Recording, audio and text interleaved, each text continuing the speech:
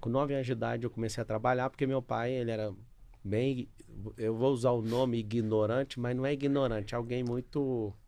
Ignorante é falta de saber, ele é Sim. muito sabido, mas ele era muito Era... duro comigo, vou usar a Tá. expressão certa. Tá bom, duro.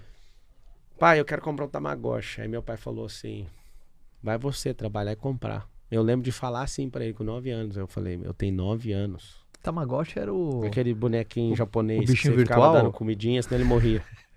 Lembro, cara, disso aí. Putz, a cara tirou do baú agora. E aí ele virou e falou, se vira. Eu tinha 9 anos. Eu morava em cima de uma relojaria. E aí eu tive a ideia de pegar umas madeiras no quintal e chegar cedo na rua 4 com a 9, no centro da cidade onde eu morava. E aí eu cheguei e fui colocando as madeiras, os cavaletes na porta assim dessa empresa e fui pondo até acabar as madeiras. Aí meu primeiro emprego não oficial foi vigiar carro. Eu lembro até hoje, acho que foi 18, foi alguma coisa, R$18 alguma coisa em centavos, mais ou menos. Eu em um dia de trabalho levantei o dinheiro, fui no camelódromo, comprei o Tamagotchi e eu chorava, cara. Um dia de serviço. E mexia, eu não vou deixar ninguém te matar, você vai comer direitinho, você dava banho nele, não sei se você lembra desse rolê. Uhum. Aí meu pai chegou, ele trabalhava na Assembleia Legislativa na época. Ele chegou, o que é isso? Eu falei, é meu filho. Eu nunca esqueço desse combate ali, desse embate com meu pai. E eu falei, eu não vou deixar o senhor ver. E ele com muito orgulho, sabe? Falou, poxa, que legal, né? E tal, e passou, e aí eu falei, eu consigo o que eu quiser. Eu faço o que eu quiser. Meu pai é vivo. E ali eu percebi que eu conseguiria fazer o que eu quisesse mesmo. Porque em um dia eu consegui resolver um problema, fiquei orgulhoso. Meu pai respeitou aquele momento e na hora que eu vi que ele me olhou diferente, como eu tava me sentindo um homem já com 9 anos. Uhum. Aí dali pra frente eu percebi, era eu que tinha que me virar mesmo. Então meu velho nunca deu essa, toma aqui. Eu não tenho recordação do meu pai falar, toma o dinheiro, faz isso aqui. Eu tive que fazer. A segunda virada de chave absurda mesmo foi a conversão evangélica nessa mesma data. Meus pais eram separados. E aí eu tava brincando na porta da igreja, eu vi o pastor lá falando. Quem quer aceitar Jesus? Eu não sei explicar. Assim, eu senti um negócio, fui lá na frente, aceitei. Aí eu comecei a estudar a Bíblia pra caramba. Aí em 2 anos eu tava sendo batizado. Aí eu fui batizado. E aí, cara, eu pensei, eu não quero fazer outra coisa na vida a não ser pregar. Eu tenho recordação com 11 anos de idade pregando na rua, brigando com os outros, sabe? Um negócio bem doido. E o que eu fiz? Comecei a estudar muito a Bíblia. Então, todos os princípios que eu carrego, eu aprendi na Bíblia. Aí eu tava no ambiente empresarial, com 16 anos de idade. Foi quando entrou a Brasil Telecom na sua vida? Não, eu era operador de áudio primeiro. Minha carteira de trabalho, 1º de maio foi assinado, no Dia do Trabalhador, em 2003. Eu fiquei 13 anos dentro do regime de CLT. Não sei explicar até hoje por que eu levei 13 anos para sair disso. Mas foi isso, né? De 2003 a 2016 é a minha entrada, dia 1º de maio de 2003. Você saiu da CLT com qual idade? Foi em 2016... Deixa eu ver. 2016, eu sou de 87. 29. 2016, cara. Levou tempo, 13 anos. Levou, e até hoje eu não sei explicar por que eu fiz isso. Por que demorou tanto. Você ficou lá como operador de call center, foi Então, crescendo. não, primeiro eu era Você operador de cresceu ali áudio. dentro. De áudio, né? Primeiro eu era operador de áudio. Aí depois de operar áudio, eu fui atendente de call center. Antes de ser atendente de call center, eu entrei em 2005 no call center. No final do ano, eu consertava computadores e acabei levando um processo criminal por fazer isso.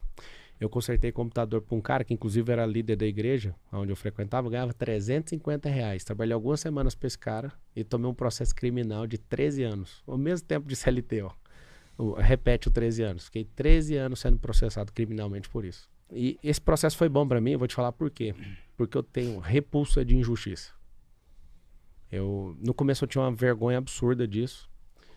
E... Tipo, quando alguém tocava nesse assunto, você Não, ficava ninguém bravo. tocava. Ninguém tocava. Eu deixava um negócio assim, eu não queria abrir esse assunto. Aí Sim. chegou um dia... Você ficava tão chateado e você... Não é que eu ficava chateado. É assim, ó, quando aconteceu, eu cheguei na faculdade e contei pra todo mundo. Tinha 70 alunos, ninguém deu moral, aquilo ali, beleza. Aí um senhor tava sentado do meu lado e falou, as pessoas vão te desvalorizar por isso. Não fica falando disso pra ninguém, não. Eu falei, mas por quê? Aí ele foi me explicar. O aluno tinha uns 70, quase 80 anos de idade, o senhor Brito, ele era aluno de direito, o cara sensacional. Ele falou, Pablo, não fica falando isso pros outros como se fosse uma glória, sabe? Aí dali pra frente eu falei, nunca mais vou tocar nesse assunto. Aí eu acho que em 2020 alguém na internet se levantou e falou, o que o Marçal fez na vida? Aí eu senti uma libertação. Eu falei, agora eu vou falar disso e quero sair fora dessa coisa na minha vida, né? Primeiro eu chamei o advogado do Estado, né? Sim. Meu pai foi lá, Defensor pediu... público. O defensor público. O defensor chegou e falou assim, isso aqui é complicado demais pra eu fazer, isso aqui vai demorar muitos anos, é melhor você contratar um advogado. E indicou um advogado. O advogado veio, cobrou R$2.000. Você acredita que eu não tinha R$2.000 pra pagar? Aí o que aconteceu? Ele deu entrada, foi fazer as coisas, um advogado de Brasília. E aí eu nunca mais olhei o processo. Ele correu a revelia. Nunca mais. O processo levou 13 anos. Sim, mas antes do processo, no inquérito, o escrivão ou o delegado responsável pelo inquérito, isso foi um crime federal? Porque é a Polícia Federal, né? Polícia Federal, ou Sim. seja, o escrivão da Polícia Federal, ele, eventualmente, quando vê que a pessoa não tem nenhum envolvimento, ele arquiva. Então, só que é o seguinte... Não tinha ninguém acompanhando isso? Então, não tinha essa defesona técnica, tinha do Estado, ele Sei. falou que isso ia ser complicado. Eu lembro de tomar pressão o tempo inteiro. Se você não ajudar a esclarecer isso aqui, você vai pro presídio. Eu falei, Deus me livre disso aqui.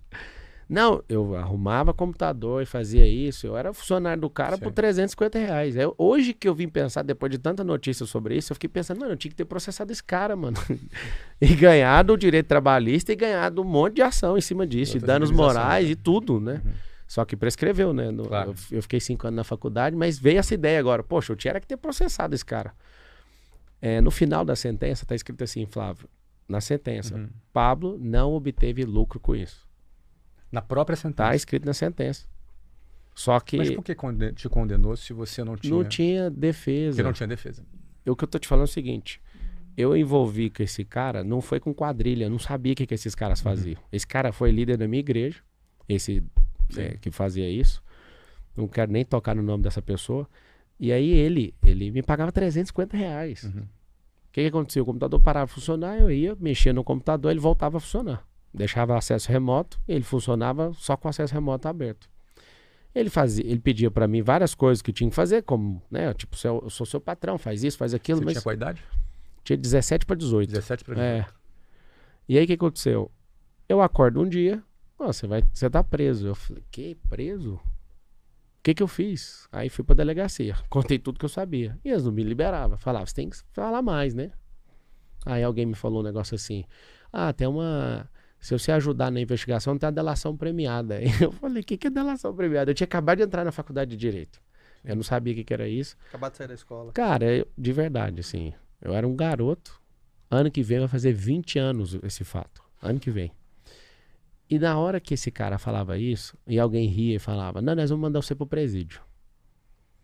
Amigo, eu só queria ser um vidente, pra falar 1000 coisas e falar só queria ir embora. E eu lembro que eu fui falando até onde eu imaginava, não é que eu sabia não, que eu imaginava, pra dar um jeito de sair dali. Acho que eu fiquei 3 dias lá. E aí na hora que eu saio, cara, eu falo, meu Deus do céu, o que aconteceu? Eu fiquei lá na Superintendência da Polícia Federal, e daquilo ali pra frente, cara, eu tenho um cuidado de mexer com gente. Eu sinto cheiro de malandro de longe, eu prefiro tomar prejuízo. Quando eu vejo gente que não presta, eu fico louco, adoecido com isso.